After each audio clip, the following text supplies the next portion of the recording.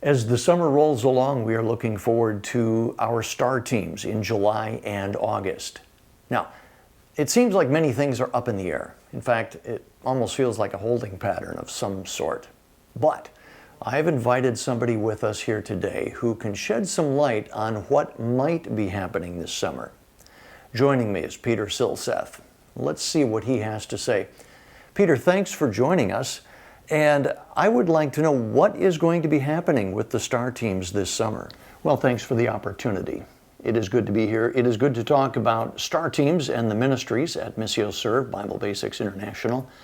And we certainly are hoping that things will change in a positive manner, both here in the United States and in Honduras, so that we are able to send our STAR teams to Honduras this summer in July and August. Now, we also realize that these teams will be modified from their original purpose due to the COVID-19 situation in both countries. As you were telling me before we started recording, the situation in Honduras is very difficult right now. What has been happening down there, and what have we been doing to help? The people in Honduras have sheltered in place, but the restrictions have been far greater than what we face here in the United States. For example, they went from being able to leave their property one day a week to now one day in every 15. And as you can imagine, for day laborers, this has hit the country very hard. A number of our missionaries, as well as missionaries from other organizations, have been working together to help bring food to some of these areas that can't get into the city to buy food, or just don't have the money because they're day laborers. So far, just over $42,000 worth of food has helped to feed 16,000 families, and we praise God for that.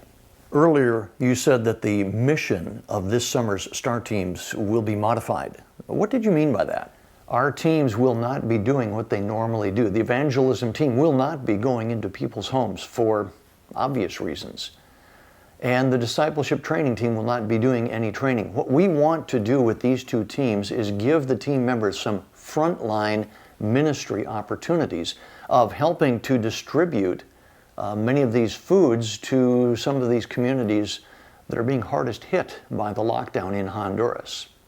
Of course, we will be taking every precaution for all of our team members as they are involved in this. So more bringing of the food and gospel to some of the neediest areas. Exactly. Even though things have been difficult here in the United States, it's much more difficult in Honduras. The people there have suffered on a scale that we really can't comprehend here in the United States. And so we look at this as a great opportunity to help meet physical needs and also to help meet spiritual needs. So despite it being difficult for us here, we believe it's time to take a serious look at our faith walk and to stretch out our faith and ask God to help use us to minister to people in another country.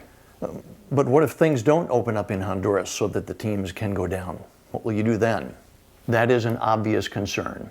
If we can't go, we won't go. We don't want to put anybody's lives in jeopardy, obviously.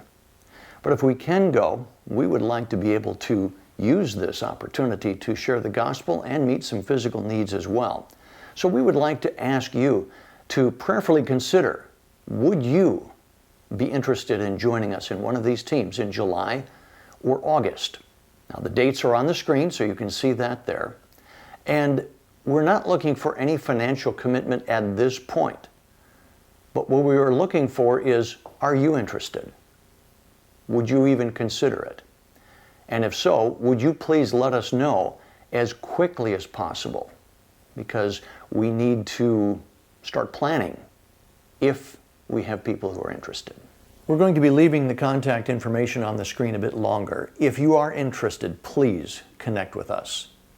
And also, please pray for the people of Honduras that God would meet their needs physically, mentally, emotionally, and spiritually.